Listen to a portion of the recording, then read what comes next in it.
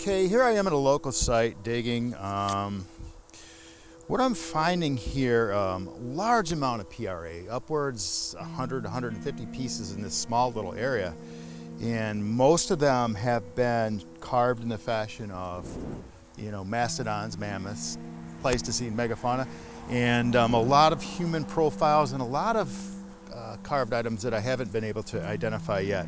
However, rest assured, I know they're artifacts. You can tell when you find something that's an artifact, it's pretty obvious that the rock has been worked. It's not always obvious what the image or what the rock represents, but when you evaluate it very closely, oftentimes you'll figure that out. But again, it's really easy to tell if a rock has been manipulated by a human being. Also at this site, we found a lot of debitage. Now, debitage is the leftover material from the flint knapping process, so it's generally flakes of chert and flint, things like that. So there's an abundance of that. And then another thing that's kind of unique to this area, and also a site at the Sand Creek location about 20 miles west of here, we're finding a lot of artifacts that were made with fired clay. So the fired clay and the debitage really kind of validate the fact that the portable rock art are artifacts. You find them together. Sometimes though, when you approach an archaeologist with the debitage, they'll say, well, it's nothing but glacial till.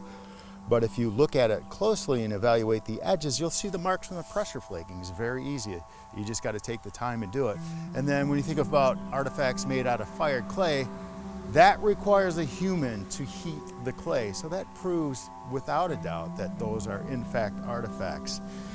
What's particularly confusing about some of these sites, especially in West Michigan here, is, I mentioned we find a lot of mastodons and mammoths and things like that. And then the portable rock art, of course, typically it's fairly crude. So you think, well, this is really old. It's paleo, it's pre-Clovis. It may be even back further than that. We don't know, we can only hypothesize at this point. But then we find other artifacts that more look like archaic era artifacts, like, for example, things that are made with fire clay. Clay came into existence, generally speaking, in the archaic time in North America. And also the fact that we're finding, hundreds of pieces in small, we're digging in a location that's about a quarter of an acre right here. We've uncovered at least 100, 150 pieces. So you got to think this area was very densely populated, or there's a big sedentary population living here making these items. So that would make you think too of an archaic type of settlement, because that's kind of when humans more came together. Really don't know at this point.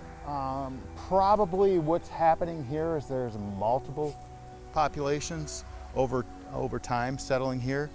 Maybe there's some pre-Clovis people, they dropped some artifacts here. Some paleo people dropped some artifacts here. You got a mixture of archaic ones in here as well. It's really hard to determine, but it's just astonishing the amount of material that we're finding.